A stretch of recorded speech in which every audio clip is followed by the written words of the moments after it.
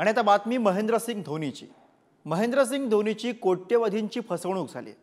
या फसवणूक प्रकरणामध्ये दाद मागण्यासाठी धोनीने कोर्टात धाव घेतली। बघूयात काय आहे हे नेमकं प्रकरण आणि कुणी केली आहे माहीची फसवणूक, याविषयीचा हा सविस्तर रिपोर्ट। महेंद्रसिंग धोनीची कोट्यवधीची फसवणूक, कोणी घातला माहीला गंडा? एक दोन नव्हे तर तब्बल 15 कोटींची फसवणूक। हा हेलिकॉप्टर शॉटचा शोध लावणारा आणि तीच ओळख झालेला महेंद्रसिंग धोनी म्हणजेच तुमचा आमचा लाडका माही।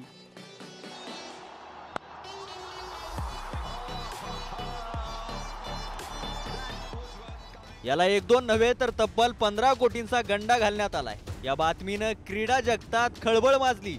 या फसवणुकीच्या प्रकरणात दाद मागण्यासाठी त्याने थेट रांची न्यायालयात धाव घेतली।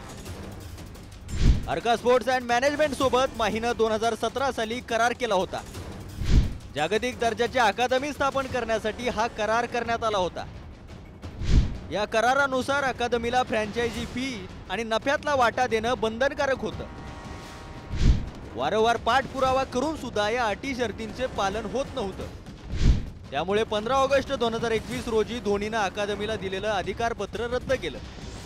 या व्यवहारात धोनीला तब्बल 15 कोटींचं नुकसान झालं।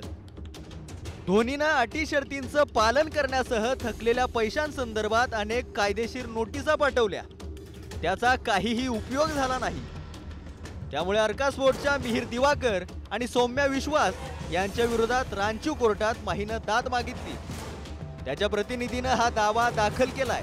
क्रिकेटच्या मैदानात उत्तुंग हेलिकॉप्टर शॉट मारून प्रेक्षकांची मनं जिंकणारा धोनी, गुड फिनिशर अशी ख्याती असलेल्या आणि 2 विश्वचषक उंचवणाऱ्या धोनीच्या फसवणुकीमुळे चाहतेही काहीशे नाराज झालेत। वादांपासून दूर राहून आपलं काम प्रामाणिकपणे करणाऱ्या कॅप्टन कूलला या फसवणुकीच्या प्रकरणात कोर्टाची पायरी चढण्याची वेळ आली। त्याला न्याय मिळून नुकसानीची भरपाई लवकर मिळावी हीच इच्छा आता क्रीडा जगतातून व्यक्त होते। रशीद इनामदार, पुढारी न्यूज।